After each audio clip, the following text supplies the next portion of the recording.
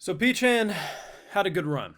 At the end of the day, for someone who was stuck as a pig most of the time, outlived the slaughterhouse longer than most. And while I knew somehow he was gonna escape the 400-degree Fahrenheit oven of death, it still sent me rolling when I saw Shampoo destroy multiple walls, as per usual, apparently. I only have 2 episodes to go off of her, but it seems like she does have the Kool-Aid Man as her spirit animal. Barges through the walls to deliver what looked to be at first a pretty good plate of food. And poor freaking Ryoga, man, burnt to a crisp. It is a damn good thing that apparently she eats her animals whole, because had she carved up Ryoga, oh, he would have been dead. I don't know what these people are built out of that you could probably, because he was crispy. To be that crispy means he was in the oven for a good while. The show's 10 out of 10. I got full live reactions over on Patreon if you want to see me just break down in real time. It's over there exclusively. So, I said it last week, Shampoo, probably the character's name I've heard the most since the show started. Can't wait to see Shampoo. And I liked her last week. I thought she was a fun character. Episode 11, though, sold me. I definitely can say she's the most enjoyable character for me. It helps that I find her cute and adorable, so her just mannerisms, like when she's not trying to, like, brutally murder someone, she's, like, just the most adorable, just girl that just... she's a bundle of sugar. But then she's also the most psychotic bitch known to man when she either sees boy Ranma or sees Akane. And I'm just like, I love the misunderstandings in this show, and it seems like this is a common trend, and I've pointed this out throughout many videos. Everyone has a different misunderstanding that they probably will never get over, and I won't be shocked in the slightest if Shampoo never comprehends that boy and girl Ranma are two different people. But even if she did, I'm sure there's other antics that will pop up. You have Akane, who continues to just refuse to accept who Pachan is.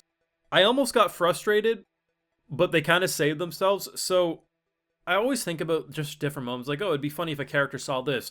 Ranma ends up, like, throwing Ryoga's bitch ass into the water, and I'm thinking, oh man, if only she was standing there, she'd be able to see that. Oh, she was standing there, but it seems like her eyes were closed.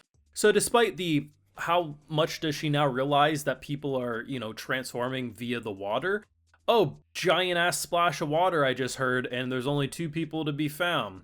Huh. I'm sure that doesn't mean a pig transformed. It is ridiculous, but I will give her at least a bit of a shield here because it seems like her eyes were closed the whole time, but still, this ain't her first rodeo with transformations. You'd think she'd realize by now.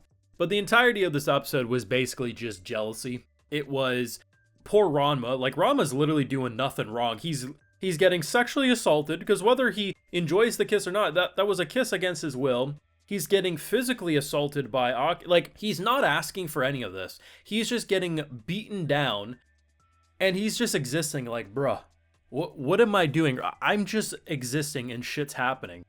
And I've been saying it since basically the start of the show. I used to say it was both Akane as well as Ranma who were probably the most level-headed in the show. And honestly, for a good while that was true. With how often she avoids understanding who Pachan is, I've dumbed Akane down slightly in terms of her intelligence level. I still think she's one of the smarter characters, all things considered, but, you know how I feel about that Pachan debacle.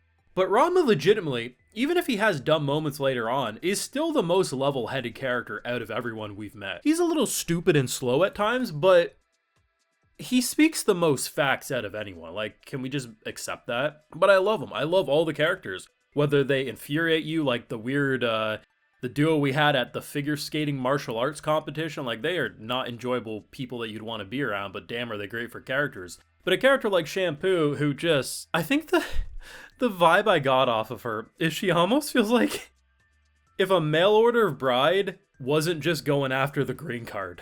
Because she truly feels like she thinks she loves Ranma, man.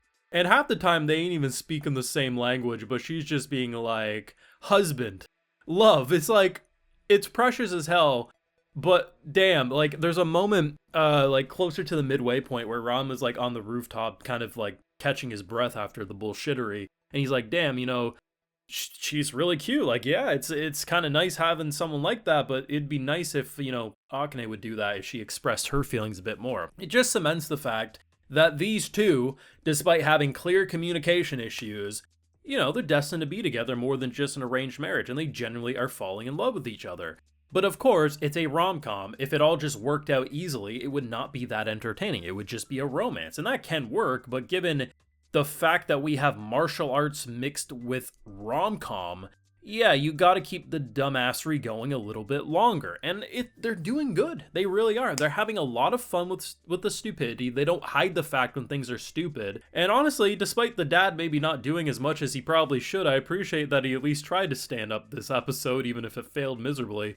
I think the last time he even had like a memorable moment is that one time Ryoga walked into him in the bathroom, in the tub, jumped in, and then jumped out. Like, he doesn't say a whole lot, but he did try to defend his girl's honor. But this show, man, I was really expecting it not to really hold my interest long term, because often with these types of shows, I find like, okay, I've had a few episodes and, I'm good. I've had enough. I'm satisfied. But this is the type of show I could watch for 100 episodes, man. It's so well put together. The comedy, the romance, and just the insanity.